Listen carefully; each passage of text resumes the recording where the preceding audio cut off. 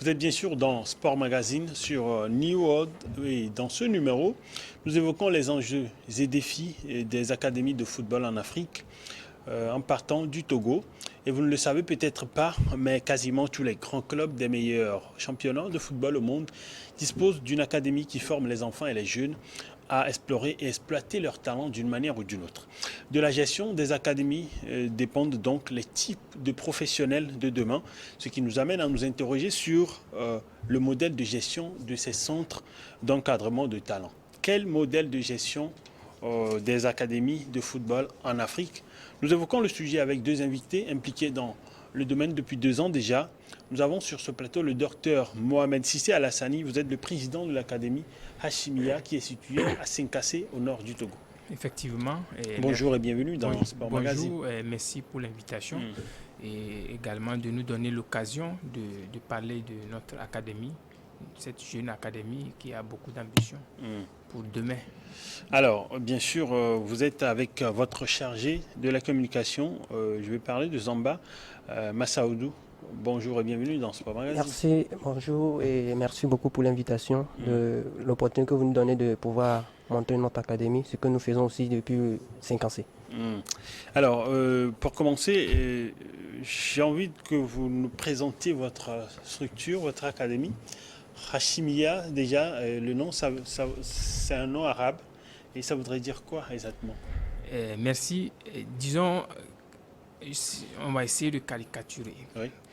Quand vous êtes dans un désert de sable, et arrivé à un moment donné, au cours de la traversée, on aperçoit un point d'eau. Lorsque vous apercevez le point d'eau, vous êtes sûr que la vie est possible. Parce que l'eau, c'est la vie, dit-on. Donc, Hashimia veut dire l'oasis. L'oasis. Parce que la savane, la grande région de la savane, très éloignée, où tout le monde a peur d'y aller, personne ne veut y aller. Il faut donner l'occasion de se développer, l'occasion de permettre aux enfants qui ont envie d'embrasser le football, de pouvoir également apprendre sans avoir besoin de revenir forcément à Lomé. Donc l'oasis, c'est pas seulement dans le football que nous sommes, mais c'est pour apporter la vie, le développement au niveau de la savane. De cette région. Donc c'est pour ça que vous avez choisi le nord du Togo? Non, pas le nom, mais le nord, l'emplacement. Oui, j'ai choisi le nord parce que personne ne veut aller là-bas. Peu de personnes veulent aller là-bas. Et pour avoir travaillé un peu, moi je suis médecin, pour avoir travaillé un peu dans la région, on voit un peu l'assentiment des gens quand ils sont affectés vers là. Il y a une réticence, parfois un refus catégorique d'y aller. Et alors moi j'ai travaillé dans des petits villages de cette région et j'ai vu que la vie est belle. Les gens sont joyeux, heureux et il faut leur donner la chance de pouvoir pratiquer le métier qu'ils veulent. Et justement, j'avais envie de poser cette question également. Comment un médecin s'intéresse-t-il au sport au point de vouloir créer une académie pour aider les enfants? Comment ça se fait? Le football, c'est un jeu de tout le monde, de tout enfant qui grandit. Et je dirais que moi, personnellement, c'était le football, je voudrais pratiquer comme activité professionnelle. Malheureusement, je n'ai pas eu la chance et l'occasion d'avoir une académie, d'intégrer une académie pour apprendre et avoir la chance d'être vu. Parce qu'il y a plein de talents, énormément, qui sont pas vus du tout. Donc si vous n'avez pas l'occasion, jamais émergé, ils finissent par changer d'activité. Parfois, lorsque vous avez choisi seulement le football, ça devient difficile parce que vous n'avez plus d'activité à faire. Donc moi, heureusement que j'allais à l'école, il y avait des parents qui me poussaient également. Et on se cachait même pour aller jouer à l'époque. Et alors, quand ça n'a pas marché de là, on a continué dans notre formation médicale. Pour sortir médecin, je suis gynécologue. Donc, pour n'avoir pas eu la chance de faire ce rêve que j'avais, et aujourd'hui, si j'ai l'occasion et la possibilité d'aider les tout petits, ben c'est avec une grande joie que je le fais. Et vous êtes actif depuis 2 ans déjà que l'académie est en place. Comment vous décrivez cette expérience éprouvante? Vraiment, c'est une expérience que nous allons apprécier, que nous apprécions déjà, au vu de ce que nous avons eu à réaliser au cours de ces 2 années.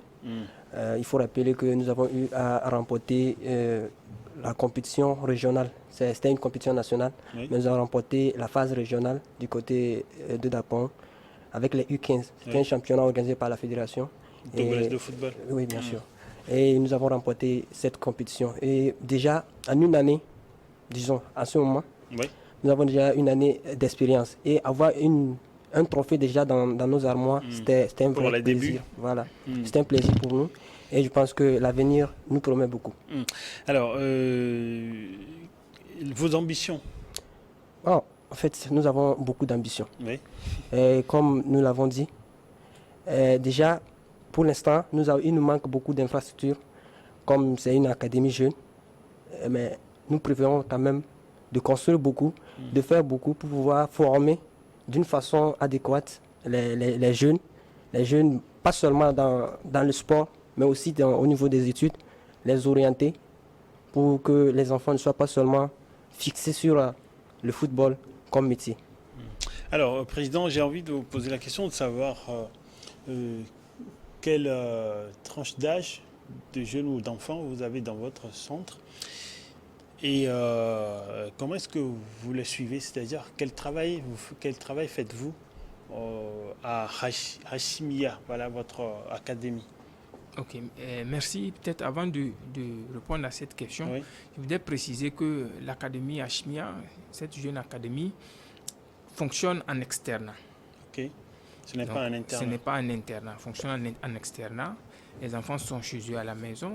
Nous avons des horaires qu'ils essayent de respecter.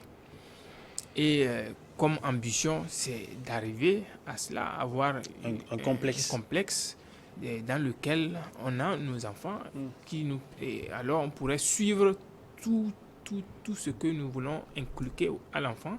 Ça serait plus facile de le suivre parce qu'ils sont internés. Non, parce que c'est comme il a dit, c'est pas seulement, on ne donne pas seulement les valeurs footballistiques, non, on donne les valeurs de la vie, comment s'en sortir dans la vie. Parce que le football, on ne peut pas dire je choisis le football comme métier et c'est tout. Il faut pouvoir faire autre chose. Parce que la carrière du footballeur, elle est courte. Après 35 ans, c'est le déclin. Et alors, si on a eu la chance d'atteindre le haut niveau et qu'on a les moyens, il faut savoir quoi faire de ces moyens. Si je suis menuisier, j'ai suffisamment d'argent, je peux investir dans mon métier de menuiserie et développer également cette activité après 35 ans. Si je suis médecin, je peux faire autre chose avec ce que j'aurais gagné.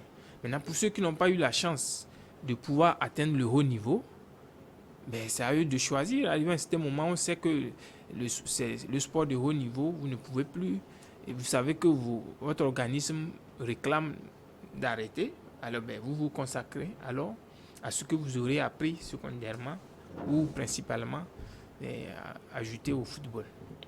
Donc ça, c'est vraiment un travail que nous essayons d'inculquer. Justement, nous parlons des académies de football en Afrique, puisque nous généralisons le débat avant de parler en particulier du Togo. Dans des pays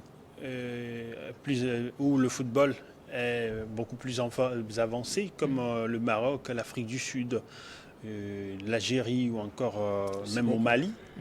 Au Mali, il y a des académies. Même en Côte d'Ivoire, tout près ici, il y a des académies, des clubs qui ont même des académies où il y a beaucoup plus de complexes autour des enfants et où les enfants sont bien encadrés à travers des modules, à travers des formations, à travers des journées où ils font d'autres activités. Est-ce que ici, vous arrivez à avoir des séances comme ça et sur quel module ou encore sur quel thème, par exemple, vous essayez de former ces enfants au niveau de leur morale? Merci. Donc, vous avez d'abord demandé à savoir, on prend quelle tranche d'âge. Oui. Disons, c'est les tout petits, hein, à partir de 10-11 ans, ils sont admis, ils peuvent être admis au niveau de l'académie. Et tantôt, je disais, on travaille en externat. Ça fait qu'on n'a pas la possibilité de pouvoir suivre l'enfant sur une longue période. Et nous ambitionnons avoir un internat afin de pouvoir être plus regardant sur ce que fait l'enfant en dehors du football. Néanmoins, malgré qu'on travaille en externat, nous avons des séances de causerie avec les enfants. Okay. Et pour leur... Peut-être que si on avait pensé à ça, je pourrais vous envoyer certaines vidéos où on donne des conseils à l'enfant. Si on a des fonctionnaires qui ont voulu devenir footballeurs, qui ne sont pas footballeurs, ils viennent donner leur expérience aux enfants pour qu'ils comprennent l'avantage de suivre ce qu'on est en train de leur apprendre. Des séances de partage d'expérience. De partage d'expérience. Vous amenez des modèles de la société. C'est ça. Donc, qu'on partage avec les enfants. Et de passage, il faut saluer l'école Don Bosco qui nous accueille, parce qu'ils ont des espaces vraiment... Don Bosco à Colesso, à Lomé? Non, à Sécassé, ok. Sécassé, qui nous permet de passer toutes ces formations. Maintenant, pour le modèle de vie, vous savez, un enfant, quand il se lève de très bas âge, il faut l'apprendre à faire les travaux ménagers, il faut l'apprendre à bien se comporter devant un adulte. Tout ça, c'est depuis la maison. Et qu'est-ce que nous faisons? Nous avons un pont, en tout cas, disons une passerelle pour pouvoir avoir ces informations avec les parents. Un enfant, par exemple, qui arrive à l'entraînement, qui n'a pas balayé sa chambre avant d'arriver, nous avons les formations. Et comme c'est des enfants qui rêvent le football devient alors pour nous un moyen de pression pour le cadrer dans la vie. Donc, quand il arrive, il n'a pas fait ses devoirs de maison, on a les formations, soit il fait les tours, soit il est privé de l'entraînement. Et ça lui fait mal. Et on a eu des retours des parents qui nous disent depuis que l'enfant est chez vous, il se lève le matin très tôt. Parce qu'il sait qu'il doit être à l'entraînement à 6h30. Il se lève déjà à 5h, il est debout. S'il est musulman, il fait ses prières, il balaye. Les travaux qu'il doit faire avant de partir, il le fait. Parce qu'on a eu à sanctionner certains enfants qui n'ont pas participé aux séances ou à certains matchs. Et ça fait qu'on essaie de les suivre, tout ça. Maintenant, par rapport à ceux qui sont dans une formation normale à l'école, nous avons dans l'équipe ceux qui se chargent de suivre la formation scolaire des enfants. Oui, c'est-à-dire les uns sont les gendarmes des autres. C'est ça. Ou encore qui font partie de votre staff. Bien sûr. Ok. Non, qui font partie du staff, pas entre eux. Pas entre eux, ok. Qui font partie du staff. Parce qu'ils doivent amener les relevés. On connaît toutes les écoles. Donc vous faites un suivi scolaire. Ah oui. Okay. Ah oui. Et un enfant qui ne travaille pas bien, il a des sanctions également à notre niveau pour essayer de les amener. Et la sanction qui les fait mal surtout, c'est d'arriver à l'entraînement ou d'arriver au match et qu'on ne le fait pas jouer. Ok. Et comme on le sait, on utilise ce moyen de pression et ça permet de pouvoir amener les enfants à exceller également à l'école. Et si un jour ça marche à l'école comme au football, c'est un atout. Maintenant, est-ce que vous arrivez à pouvoir préparer ces jeunes ou encore ces enfants à l'idée qu'ils ne sortiront pas forcément? C'est vrai que tout le monde a envie de devenir un Cristiano Ronaldo, un Lionel Messi ou encore un Didier Drogba, Samuel Eto'o ou encore Emmanuel Adebayor-Chei, notre international togolais. Est-ce que vous arrivez à leur préparer à l'idée qu'ils ne sortiront pas forcément footballeurs professionnels?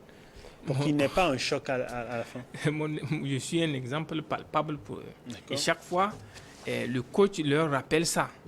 Et vous voyez, le président, il a voulu être un footballeur international. Mais il est quoi aujourd'hui? Il est médecin. On peut être utile de façon plutôt très agréable, même à la société d'une autre manière. D'une autre manière. Et comme on leur dit toujours, de mettre toujours à l'esprit que même si on est footballeur professionnel, on ne peut pas le faire après 35 ans. C'est-à-dire, c'est des carrières très courtes.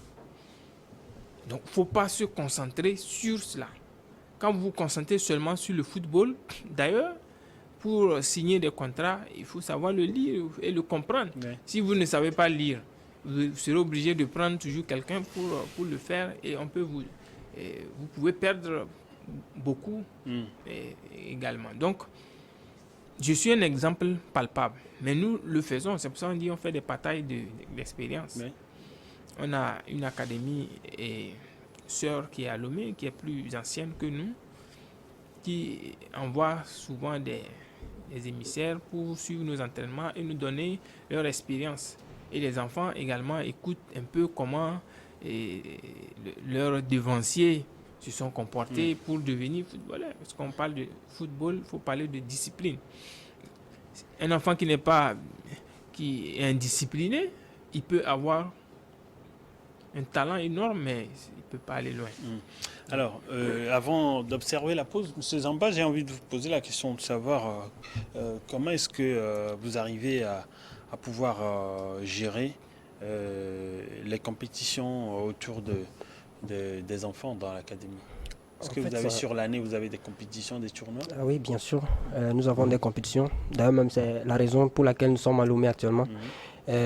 À tout moment, il y a des compétitions, même s'il n'y a pas de compétitions, d'autant plus qu'au nord, il y a moins de compétitions par rapport à Lomé. C'est-à-dire qu'il y a moins d'équipes? Moins d'équipes, moins d'académies, bien sûr, mais il y a aussi moins de compétitions. D'accord. Donc, nous essayons d'organiser des matchs amicaux pour mettre en forme les joueurs et veiller à ce qu'ils ne puissent pas, c'est-à-dire se perdre parfois, même s'il y a la formation qui continue. Mais il est aussi important de mettre en jambe, de mettre en compétition les enfants pour qu'ils puissent avoir aussi connaître leur vrai niveau, en fait. Et donc, c'est en quelque sorte ce que nous faisons au niveau de l'académie. Pour revenir à la question que vous avez posée tout récemment au président, c'est la raison pour laquelle même nous varions les choses. Il ne faut pas seulement se fixer comme objectif, je vais être footballeur. Il faut varier les choses. Il faut, étant footballeur, il faut aussi avoir quelque chose d'autre que tu exerces comme métier, même si tu n'es pas élève, ou bien élève forcément. Donc si tu n'es pas élève, tu peux apprendre un métier, ajouter au football. Au cas où le football, ça n'a pas marché, tu as déjà quelque chose de côté que tu peux profiter de ça. Donc c'est en quelque sorte la façon dont nous gérons les choses chez nous à Saint-Cassé. Alors, on va observer la pause justement et on va revenir juste après le journal, une dizaine de minutes, et revenir parler plus largement de ce tournoi des académies Made in Togo, qui est à sa première édition, qui se déroule à Lomé, ici. Plutôt à sa 10e édition. À sa 10e édition, autant pour moi, à sa 10e, votre première participation à sa 10e édition. On va revenir juste après le journal.